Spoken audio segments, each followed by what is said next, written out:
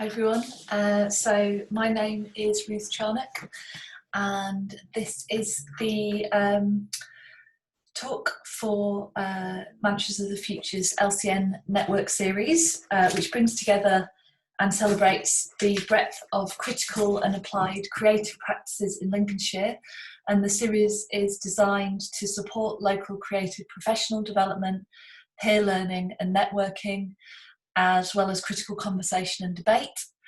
It sits within Mantras of the Future's Lincoln Live series, which, departing from the city's rich entertainment and theatre history, features new commissions and events which exist at the intersections of disciplinary boundaries.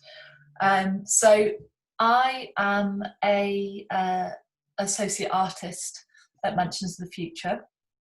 And I'm also a poet and a writer and a kind of, lapsed academic, in that I left my academic career formally about a year ago, but I still engage in practices, critical practices, I suppose, that you could think of as academic, which I integrate into my kind of broader writing and kind of making practices. So I'm going to talk a little bit today about some of those practices and some of my interests, and some kind of previous projects and some current projects, and maybe towards the end some future projects. And I guess I was thinking, as I was preparing this talk, about what holds together, what kinds of ideas or questions hold together my interests and my various projects currently. And I think one of the kind of ideas that I'm really mobilised by currently is the idea of the bad object, and I've been really mobilised by that idea for quite a few years now, although it's manifested in different ways, and I'll talk in this presentation a little bit about some of the ways that it's manifested. Yeah, so I guess I'm interested in shame and working with ideas of shame, and also ideas of kind of, related ideas of abjection and humiliation, and failure, all those all those good things. And I'm also really interested, and have been for a long time, in studying things and making things out of, I guess, bad feelings. Let's just call them that, for want of a better term. And I think some of that process is kind of informed by the ideas that I've laid out in this quote from Naomi Shaw here, which is one that I found really kind of illuminating in my own practice. So it's, I guess, the idea that, as she puts it, within the carefully policed precincts of the academy, some critical objects are promoted to the status of good objects whilst others are tabooed. And to deliberately make an object choice branded as bad is risky business at worst, and at best a means to go beyond certain impasses, to read at an angle, to be an intellectual bad girl. So yeah, I think I'm in my work really mobilised and kind of galvanised by this idea of being an intellectual bad girl, and also by the idea that as a culture, both kind of within academia, and I'll talk a little bit about that more in a second, but just as also within a culture more broadly, that we tend to think of certain objects as good and others as bad. And I'm being kind of deliberately vague, like that's a really big idea, but I'm going to talk a little bit today about what I mean by that, and what some of the bad objects are that I work with, and kind of start to maybe tease out some of those ideas. So just kind of giving you a bit more of a sense of what I'm going to talk to you about today. And what I'm going to talk to doesn't kind of wholly encompass the sort of work that I do. I, as well as writing about kind of bad feelings in different guises, and making, art with those feelings. I also write about music quite a lot, although it does tend to be about bad feelings within music. But I'm not going to talk about my music work today. Instead, I'm going to talk about 3 projects that are both kind of past but also present projects. So they're kind of ongoing interests as well as pieces that to some extent are completed. So the first that I'm going to talk about is a series of pieces of work that I guess kind of broadly could be thresholded with the title Bad Teacher. So ideas around kind of failed pedagogy, abjection and humiliation in academic spaces, kind of representations of bad teachers in culture and TV. So that's the first piece of work I'm going to talk about. And then there's a bad theme here today, by the way. The second thing I'm going to talk about is my work around bad sex. So both the kind of poetry work that I've done that's been kind of inspired by that set of ideas, but also the more critical work that I'm currently engaged in on the writer Anais Nin, and also representations of bad sex in culture. So I'll talk about that for a little bit, about bad sex. And then towards the end of the talk, I'll move to my more recent work, which just for the purposes of parity, I've kind of gathered under the title of Bad Mother, which isn't kind of officially what it's called, but I like a trio, so that's why I've gone with that. So basically, bad teacher, bad sex, bad mother. That's what we're going to be thinking about today. Okay, so before I talk about that more, I guess I just wanted to give a little bit of background about kind of a bit further background about the ideas that underpin my work, and as well as this idea that certain objects within culture are kind of designated as bad in certain ways. I'm also really interested in ideas or feelings of shame and abjection and disgust, and those pop up as kind of recurrent themes in my work over and over again. And there are lots of ways of thinking about those feelings, but my work has been really scaffolded by a set of theorists that are often kind of gathered under the umbrella of queer theory, and in particular a thinker called Eve Kosofsky Sedgwick, who thinks a lot about shame in her work and shame as it kind of manifests in the work of other writers, but also works with shame in her own writing. In other words, she's not ever afraid to kind of quite personally disclose her own experiences of shame and abjection and humiliation and disgust, and to kind of create a sense of those, or a feeling of those sensations or feelings or emotions for the reader as well.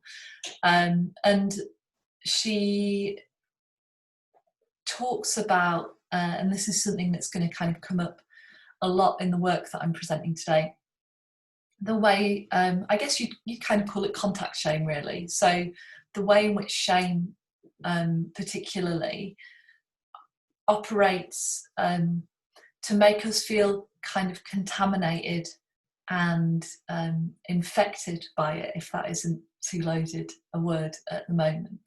So she says, one of the strangest features of shame is the way bad treatment of someone else, bad treatment by someone else's embarrassment, stigma, debility, bad smell, or strange behaviour, seemingly having nothing to do with me, can so readily flood me, assuming I'm a shame-prone person. So I'm really interested in that. As someone who is a shame-prone person, definitely, I guess what I notice about my work is that I tend to move towards that feeling, and that I do tend to make work out of things that I'm ashamed of, or experiences or feelings that I'm ashamed of. But I'm also interested in shame as a kind of response to artwork in general, and to specifically to kinds of writing. So why is it that certain kinds of writing might make us feel shame, or might make us feel embarrassed? So can writing itself be shaming or shameful? And how do maybe critical responses to certain kinds of writing try and shame that writing, or try and shame the authors of that writing? And again, that might feel a little bit abstract at the moment, but hopefully it'll become a bit clearer as I go through the talk. So just bear with me a second. The beauty of at-home filming means that I've got the sun in my eyes, so I'm just going to pull my blind down.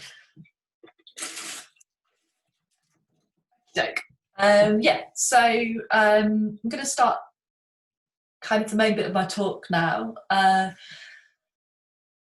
start to kind of get into the specifics of the kind of work that I've been making over the past few years. So the first piece that I want to talk about, or it's a series of pieces actually, I've gathered under the heading of Bad Teacher. And just to say as well, I'm going to talk about some of the images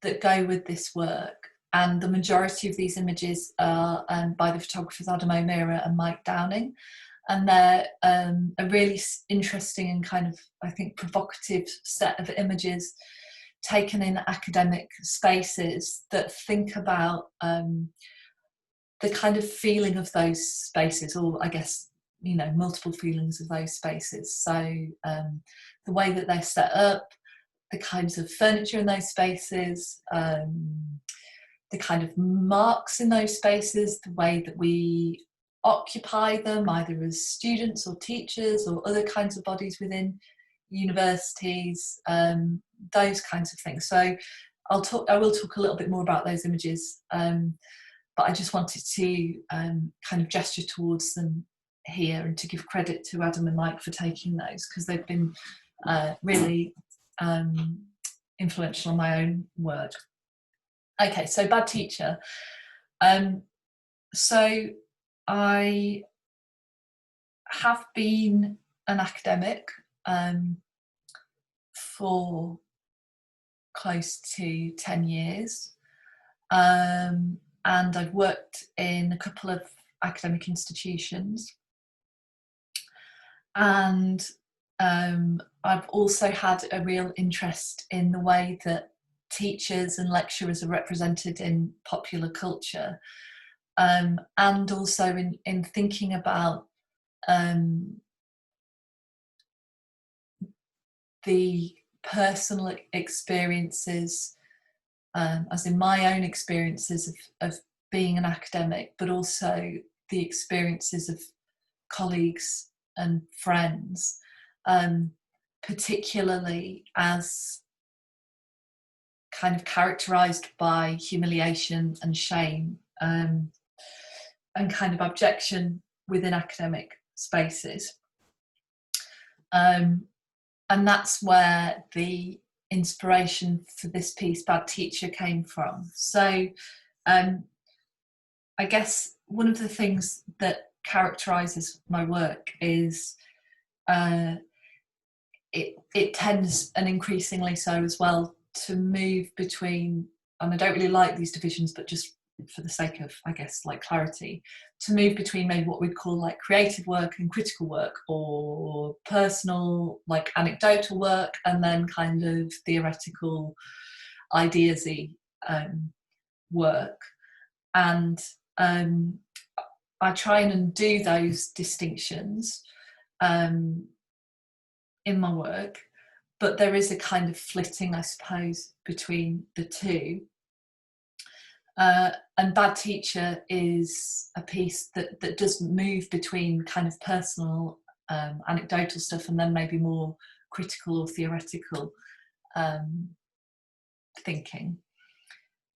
And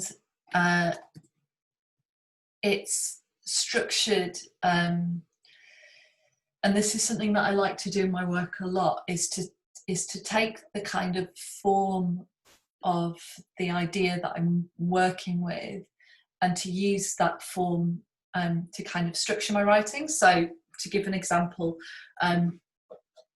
which you can see here,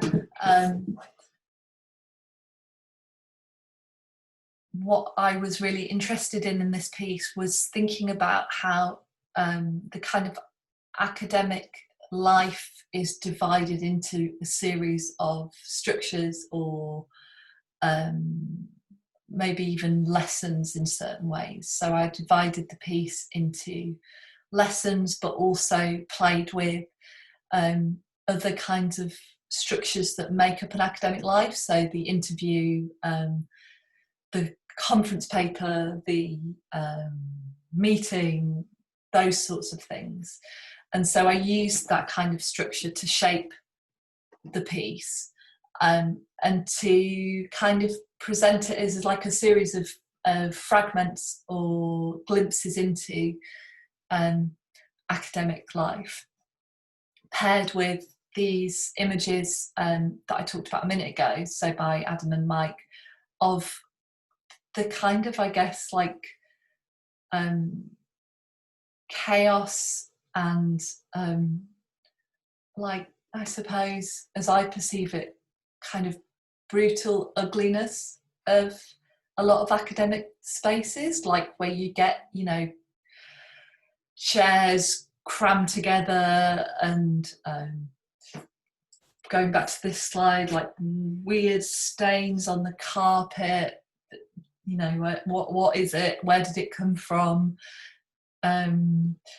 like really kind of quite bodily marks and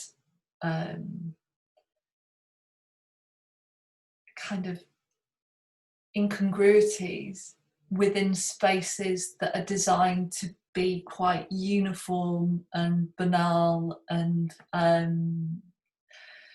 yeah, institutional. So I guess that was one of the things that I was interested in thinking about, but I was also really interested in the work of academia, and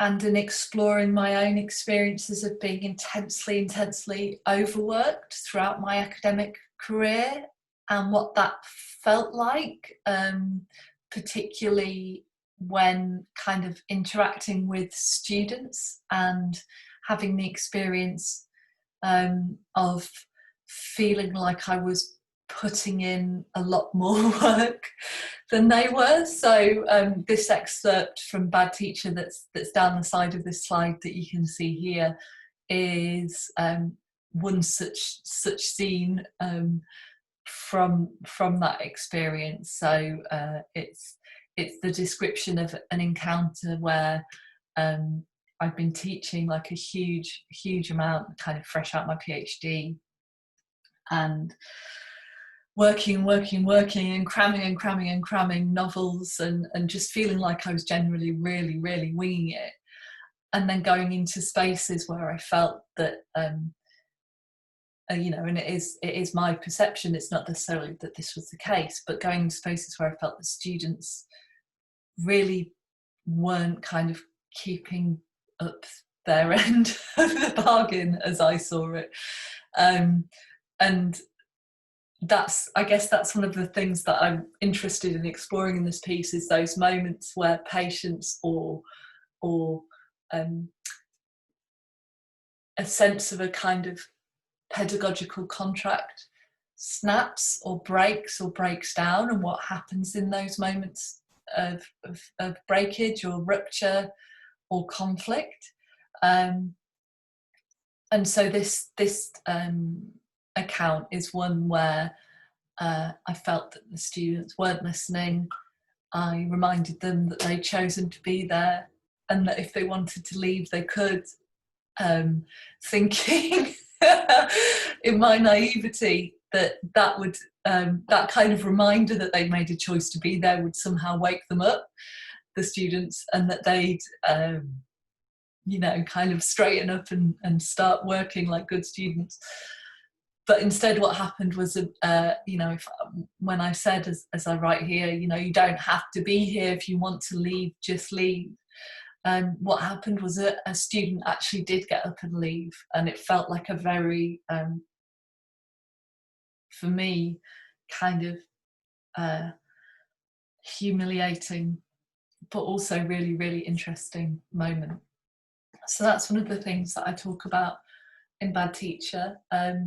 It's also a piece that's partially written through, or that kind of breaks into or breaks down into poetry, or a series of like interludes or impasses, where I think about, as in this poem, time off and sick leave, and the number of kind of colleagues, and I think this is still, if anything, more salient now with COVID,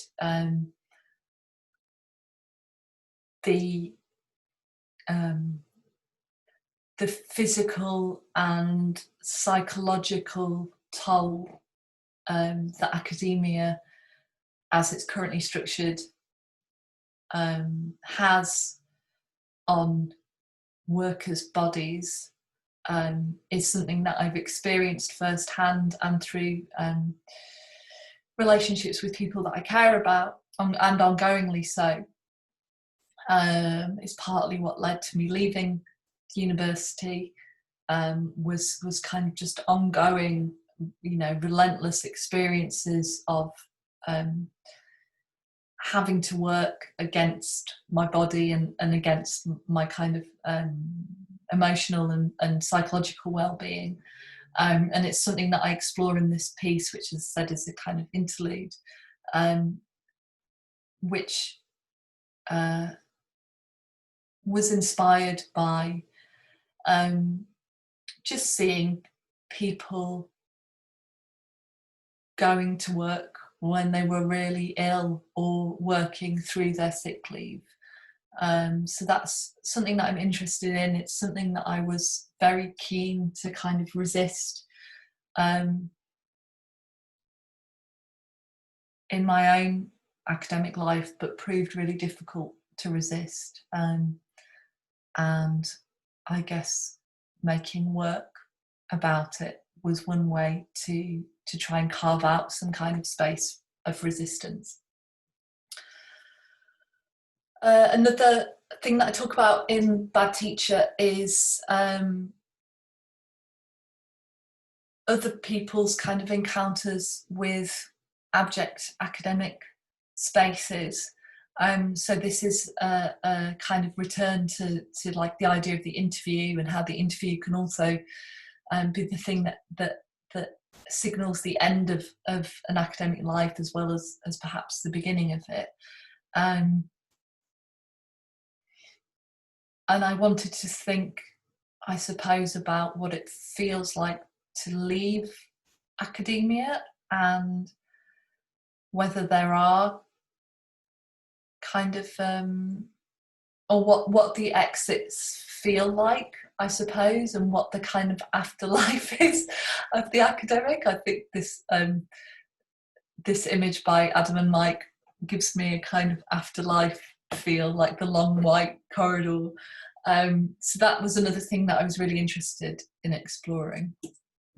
And then kind of moving away from that piece specifically, I also work collaboratively with Karen Schaller, who is an academic and writer. And we also think a lot about academia and the feelings that kind of stick to academia in our work. And one of the pieces of work that we've made together is around the idea of absorption, and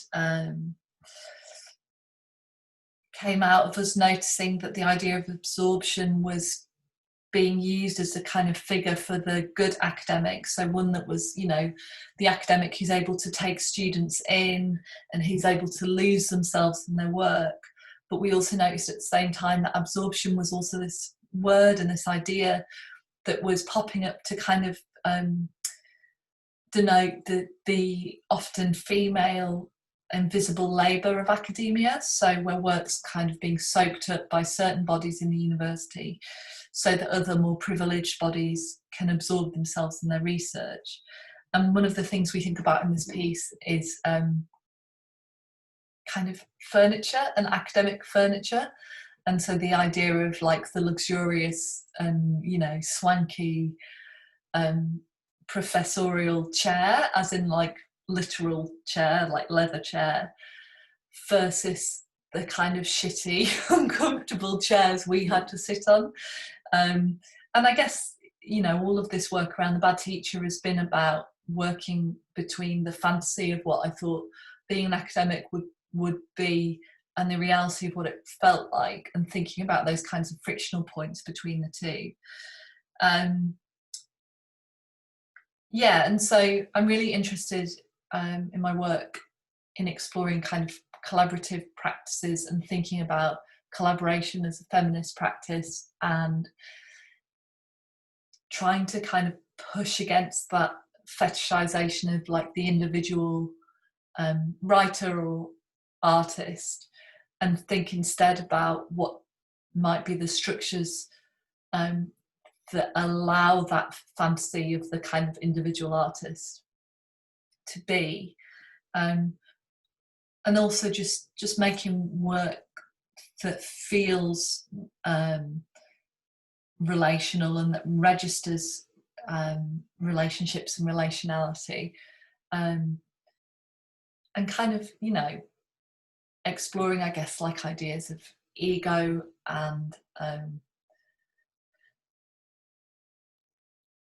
and all the things that kind of that stick to that, and trying to push against that. So yeah, so that's some of the collaborative work that I've done and continue to do with Karen in particular.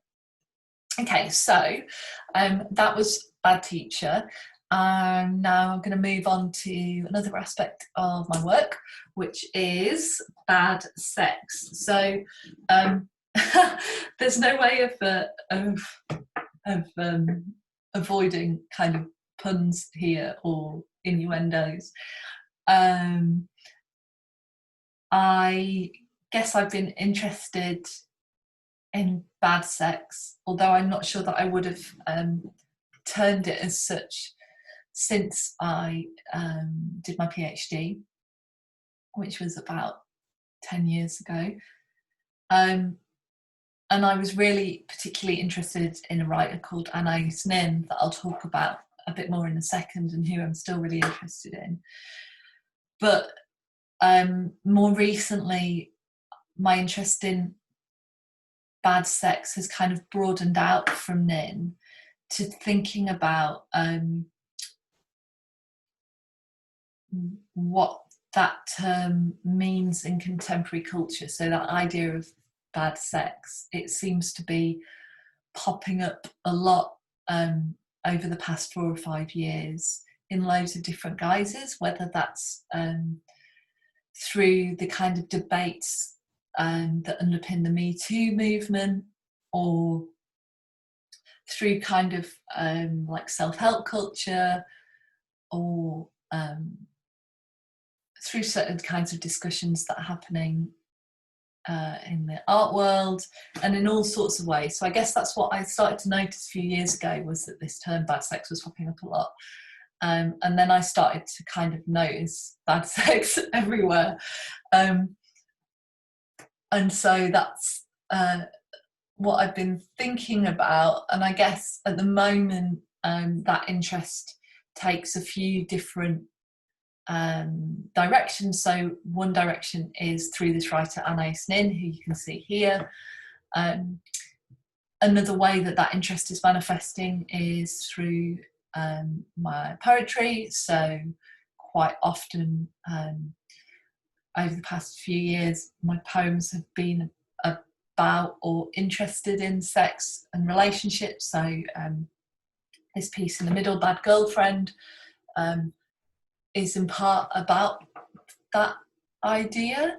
And I'm also, I guess, interested in producing writing that makes me feel uncomfortable, which I guess is going back to what I talked about earlier, that I tend to move towards kind of personal shame in my own practice rather than away from it. So I use shame to make work quite a lot. And then another thing that's kind of within my interest in bad sex is the way it's popping up in kind of contemporary literature and culture. So this image here on the right is from a short story called Cat Person that came out a few years ago, that's about a really dodgy and ambiguous encounter with a series of really, really uncomfortable, potentially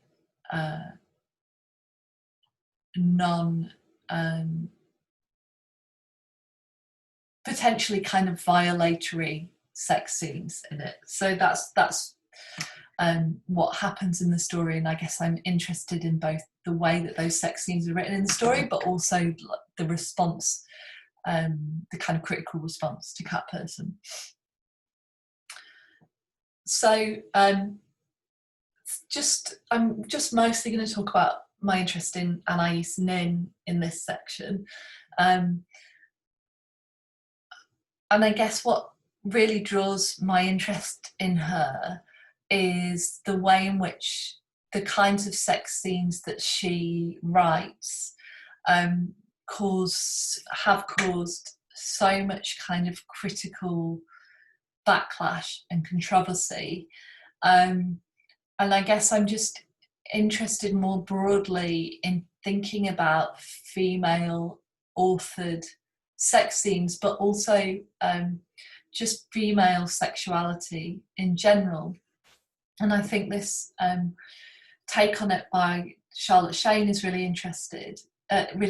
So she talks about the way in which it's really difficult for women to give their own account of their sexual experience. And she's talking specifically about kind of in literature here, but I think it goes to, or it speaks to women's accounts of their own sexual experiences more broadly. So she says, there are so many forces at work in women's accounts of what it's like to have sex that to write it or even read it is a little like trying to fuck through 5 layers of clothing.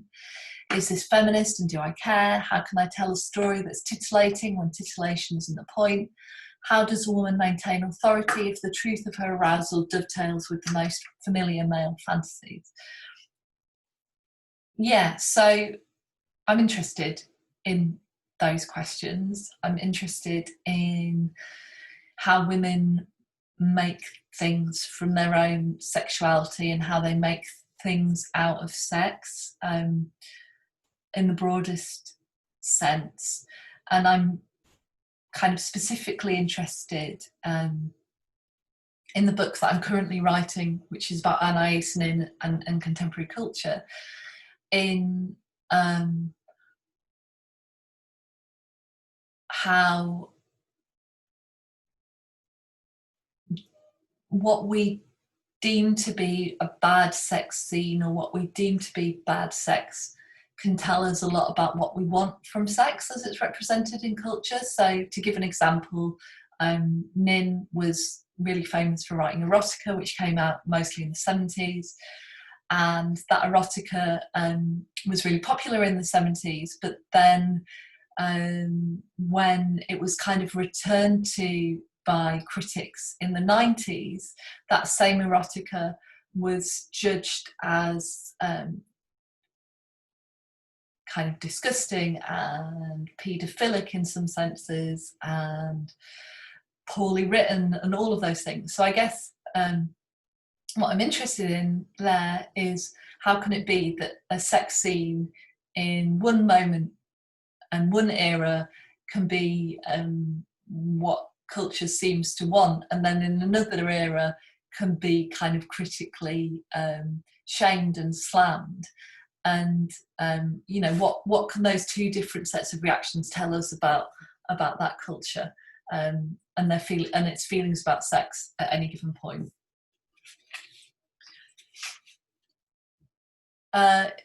Yeah, so what I find really provocative about Nin's writing about sex is that a lot of the sex is sex that now we would think of as bad in all sorts of ways. So she writes, as I said a minute ago, about things that we would, or about encounters that we'd now think of as quite paedophilic.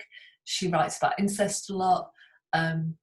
She writes about quite violatory kinds of sex. She writes about women who can't come, or men who are impotent. And because of this, she's received some really, really bad reviews, and I'm really interested in that as well. Like, what is it about her writing that gets critics so het up, to use a Yorkshire term? And I'm really interested in women's roles in those stories. So why is it that Nin's erotica, and, you know, without kind of wanting to be crude about it, erotica is designed to kind of get the reader off. Why is it then that so many of her stories end in women who aren't getting off? Far from it. Why is it, in other words, that so many of her stories end in anticlimax? Yeah, those are the kinds of questions that I'm asking, and thinking from those questions about Nin's work across to programs, contemporary programs like Fleabag or I Love Dick, which came out a few years ago, which also feature women who are being sexually humiliated in some way. So what is that? Like, what's that interest in seeing women being sexually humiliated about? That's what I'm interested in that work. And then I guess and this, there are links here with the Bad Teacher work. I think in this book about my own experiences of shame around being an academic working on Anais Nin, who's still viewed as a kind of lowbrow writer and not maybe worthy of high academic discussion. So I kind of am really icked out by that idea of kind of, what's worthy of talking about and what's not worthy of talking about. But I try and work with my own experiences of feeling embarrassed of Anais Nin and embarrassed of my own interest in her in the book. So just thinking basically about writing that is ashamed, or writing about shame, or reading that makes you feel ashamed of certain things. Like, how can we work with those feelings? What can we make out of those feelings? Okay, so my more recent work, I should say my latest work, but I'm still working on the bad sex and the bad teacher projects as well. But more recently, I've been thinking about motherhood and pregnancy and birth and all of those things, and entirely shaped, I think, by becoming a mum myself at the beginning of the year. And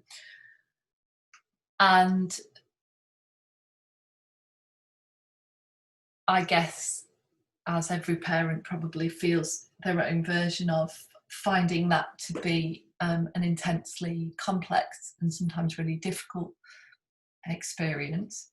And as I think I've probably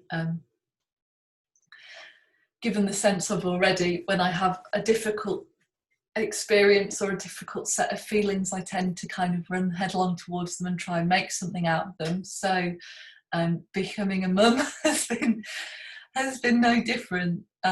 So I've found myself recently making pieces of work, as I said, about motherhood that have picked up some of the themes of my earlier work, so shame and abjection and humiliation, but have also kind of broadened out into other sorts of ideas.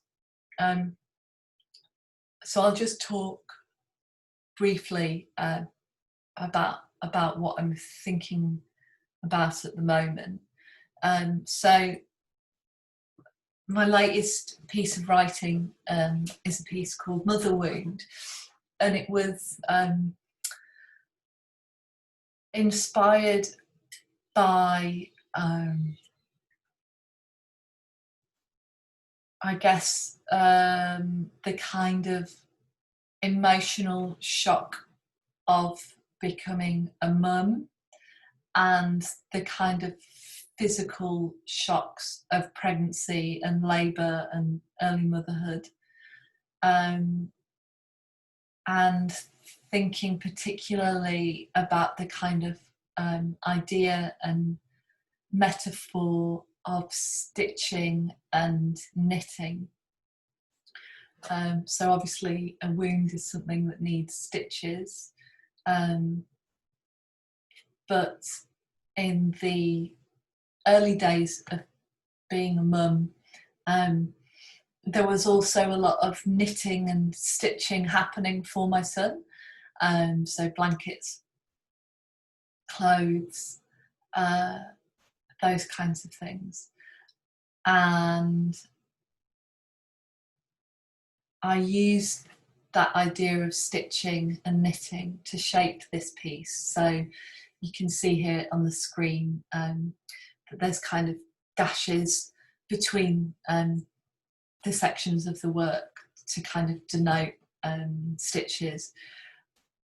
But I also work with the ideas of like dropped stitches, or, you know, kind of gaps and unravelings and loose threads in the work as well.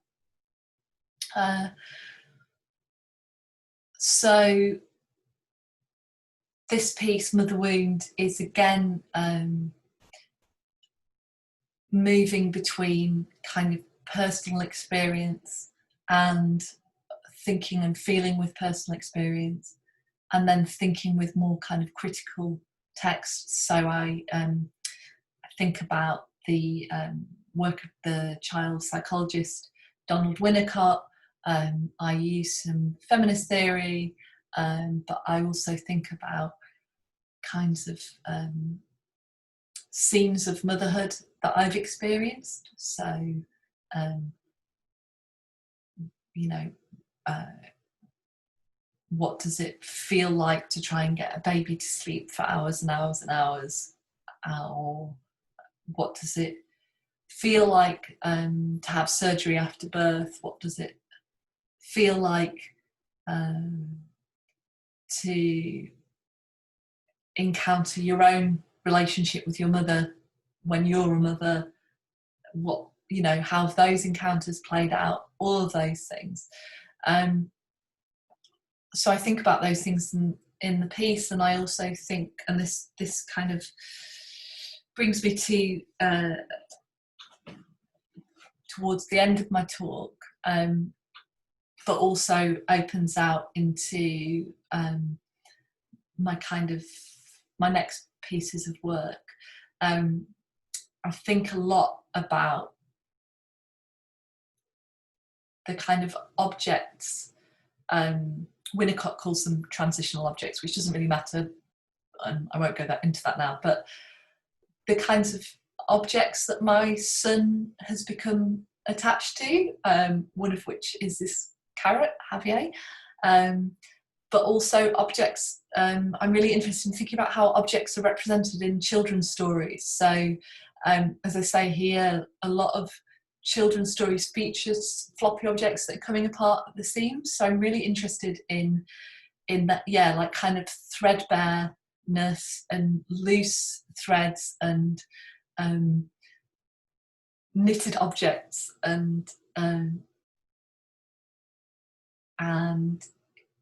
you know, even things like kind of blankets that children become attached to and that sort of thing. So I talk about that in this piece, Mother Wound, but I'm also, I've got a kind of project, a photographic project percolating around thinking about those ideas further. So the kind of, I guess, like talismans or like comfort objects that we get attached to as children. And just also the kind of objects of early motherhood and early parenting as well, and the way that all these new objects enter your life that you've never thought about or had to encounter before, you know, like the weaning spoon and the baby monitor and the in our family's case, the like musical box that plays like white noise, or you know, all these new objects enter your life and become very familiar, but also still for me feel quite uncanny and weird as objects. So I'm interested in working with that further. Yeah, and watch this space on that one. Yeah, so birthing balls will be another one. So objects from pregnancy as well, like what, you know,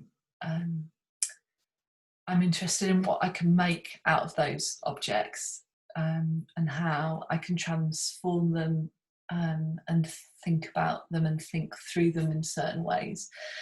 And then the other image on this slide, and I'll wrap up now, is from a mural in Toxteth in Liverpool, and that represents a kind of series of pieces of work that I've been kind of coming back to and then leaving and coming back to over about the past 5 years, that are to do with care and caring about things, and caring as a kind of ethics, and also hope as a way of being in the world. And that as a project remains kind of slightly in my peripheral vision at the moment, but I'm gonna be coming back to that once I've finished with the bad sex and the bad motherhood and the bad teaching. So thank you so much for listening. I mean, obviously you're not listening right now as I'm recording this, or are you? And I hope you've enjoyed this talk, and huge thanks to Manchesters of the Future for hosting me. I am hoping that we can figure out some way to get responses to the talk. But if not, I'm on Twitter at Charnock Ruth, and you can find me there, or via Manchesters of the Future. So thanks so much, and take care. And now there'll be this slightly awkward bit where I figure out how to turn this video off. Okay, bye.